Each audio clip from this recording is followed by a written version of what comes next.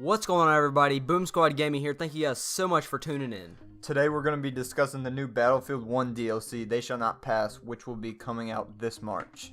So without further ado, let's go ahead and jump on into it.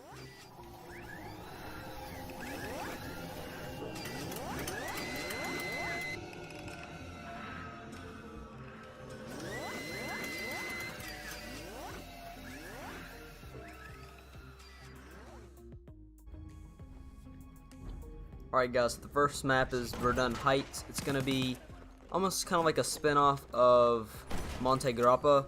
It's going to be kind of like a lower valley fighting upwards towards the Verdun fortress. It's going to be kind of like a forest fire type thing. It's going to be super dark, not really much to hide behind, probably just some rubble, stuff like that. The description actually says it was barraged in the Battle of Verdun. So just kind of imagine a whole war-wrecked, just kind of like a landscape fighting up to the main fortress at the top. So it's going to be kind of interesting to see what they put in as far as cover. Probably just some rubble, stuff like that. This is probably going to be more like a sniping map. As I said, everything's going to be destroyed by the forest fire and barrages. Alright, so the next map is Fort de Vaux. And I'm really excited about this map because it's supposed to be an underground maze type thing. Dark galleries, close quarters. So get ready because there's going to be a lot of people with shotguns running around. But I think it'll be a new type of map, something we haven't seen before. And I'm really excited to see what it looks like. Yeah, I'm also looking forward to seeing how the Flame Trooper elite class is going to be implemented on the fort as well. It's going to be pretty crazy with the tight hallways and stuff. Alright, so moving on to our next map, we've got Soissons, I believe. Sorry if I butchered that. I'm not exactly sure how to pronounce that, but I think that's what it is. This is going to be like a French countryside type thing. It's going to be pretty cool. I'm thinking they're going to bring in some new weather elements on this one, possibly some thunderstorms, it looks like from the picture and what they've kind of hinted at it online. So that's going to be pretty cool, having a thunderstorm roll in the background during war.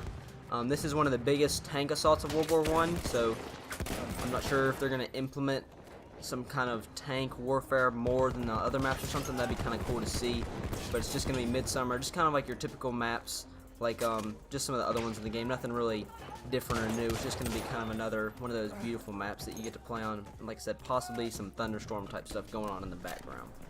Yeah, and speaking of beautiful maps, the one that I think is going to look the best visually is Rupture. And this one is really, it's about a rusty wreck from previous tank battles with poppy flowers growing all over the place. And some of the pictures they released on it looks great. And it's really based, I think this map is really based off of trench warfare, so I think it's going to be cool with that. It's kind of ironic with trench warfare and major wreckage, but with poppy flowers growing everywhere. So I think it's going to be a really beautiful map to play on. Yeah, it looks really good. Alright, so moving on to something that's not specifically focused towards maps, the next game mode that's going to be coming to Battlefield 1 is going to be Frontlines. Now, Frontlines is a mix of Rush and Conquest. Excuse me. I personally was not a big fan of Rush at first. It just kind of, I don't know, it just wasn't really my thing. I didn't really like how it was just two specific parts of the map that were just constantly, everyone was just kind of packed in.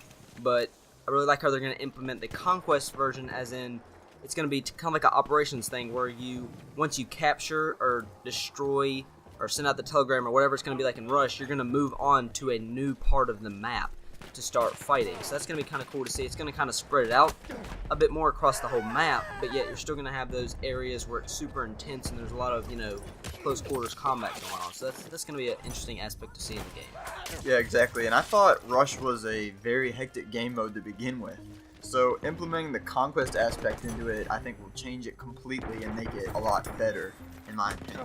So can't wait to see what the final product of that looks like. But moving on to one of the main headlines of the DLC, the French army joining the fight. Now, Battlefield got a lot of backlash over this when the game first came out, because the French army was obviously not included in the base game. And people were mad over this because the French were a big part of World War I. So a lot of people didn't understand why they weren't included, but Battlefield 1 fixed it, and now they're in the game. And so not only does this come with new outfits, a new team to play on, but it also comes with 2 new French vehicles, one of them including the Pilot Steel Behemoth. And as you guys know, the Behemoth is what runs on the train track, around the map. But this Pilot Steel Behemoth can freely move around the entire map, which I think is going to be really cool and really fun. So, and this is based on a real world French tank, so I think that's really awesome as well.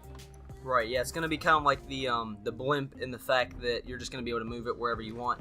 So I think it's going to be able to be a lot better, because with the train you can kind of capture objectives, but you're pretty far out. It's kind of hard to really get in there, whereas the tank, you're going to be able to have 10, 15 people behind you with the tank at the forefront, really pushing your team forward. I think it's going to be really cool to see, just because I'm a huge fan of tanks in this game. I think they're done really well. So the fact that they're bringing that to a behemoth and that it's going to be supersized, I think that's going to be awesome. Alright guys, so the next thing we're going to be talking about is also another tank. This is not going to be a behemoth class. I believe it's going to be like a tank variant, or possibly just kind of a whole new tank. It's the assault tank. It is the Saint-Chamond. It was the most heavily armed allied tank of the war, and it's just kind of one of those tanks that it's huge. Yeah, it's a Goliath. It's almost like the behemoth. It's almost like another behemoth. It's got some huge cannons on the front. It's obviously got turrets on the side. It's a little bit different looking than your standard tank, but it's just one of those that's going to come in and be able to really bulldoze the way for your team and really just help clear a path out, kind of like the behemoth. And once again, this is a French construction, so thankfully we get these 2 tanks with the addition of the French joining the fight. So I can't wait to see everything that brings into the aspects of the game. But moving on to the next thing included in the DLC, a new elite class. The new elite class will be the Trench Raider, which sounds really awesome because it is really focused around melee skills, a grenade arsenal, and a brutal raider club. So I think that sounds really cool.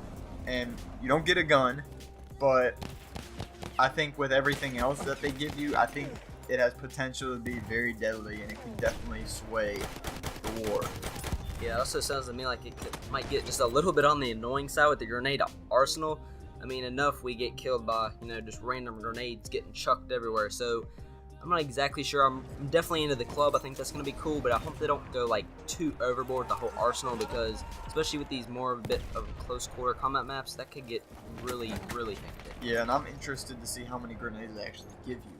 Yeah, so that'll be maybe they give you like a mix of some fire and just some other stuff. That'd be kind of cool. Maybe like 2 of each, maybe like 2 fire and just 2 standard grenades. But yeah, just hope they don't go overboard. As there's already with the rocket gun and the new grenade crossbow launcher. It already gets pretty crazy enough with the spamming of grenades. Yeah, that'd be really cool to see a mix of the incendiary, gas, stick, frag, just all of them mixed together. I'll be really interested to see if this is just elite grenade, or not elite, excuse me, infinite grenades, or I hope not. maybe 10 grenades. I don't know, guys. We'll see. Yeah. Alright, so the final thing that's going to be included in this DLC French type thing is going to be a stationary weapon. Now, the stationary weapons are included to, you got your anti-air guns that are really good for taking out planes, obviously, and then you've got like your more, just kind of like minigun, older type minigun things that are going to be used for infantry. This is going to be more of an infantry thing. It's going to be kind of like the mortar that you can use in the support class, but it's going to be beefed up. It is the Sage howitzer cannon. So it's going to be not a direct view thing where you look down sights. It's going to be just like the mortar where you get like overhead view of the map, and you just are able to launch off some type rockets that are going to come from above. So I'm really interested to see how that's going to be, because that, judging by the size of this thing and the pictures, which we'll have the Battlefield site linked in the description below that y'all can go check out to get actual pictures of these. We didn't want to put anything up just for copyright issues. Obviously, you don't want to be taking their stuff. But judging by the size of this thing, it's looking like it can do some massive damage. I mean, this thing is huge. Yeah, exactly. And going back to how this is a beefed up stationary mortar, I mean, the stationary mortars already, I think they do a lot of damage. I mean, they can take out buildings at a time. The mobile ones. So, yeah, exactly. The mobile mortars can already do a lot of damage. So, by looking at the size of this new stationary gun, beefed up stationary mortar type thing, it's looking crazy, guys. It's huge, and it looks like it can take out buildings in maybe one shot. So I'm hoping they implement a way to take it out.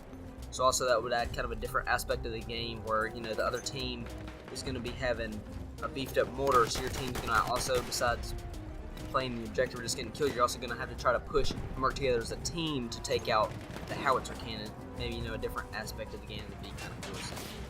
Alright guys, that concludes today's video. Links in the description below to the Battlefield website that you can look at it for yourself, look at some pictures and stuff like that, and get a better idea of some things. Our Twitter and Instagram will also be linked below, so definitely go and check those out to stay posted for upcoming videos. Thank you so much for watching. Make sure to like, comment, and subscribe. And as always, See you in the next one.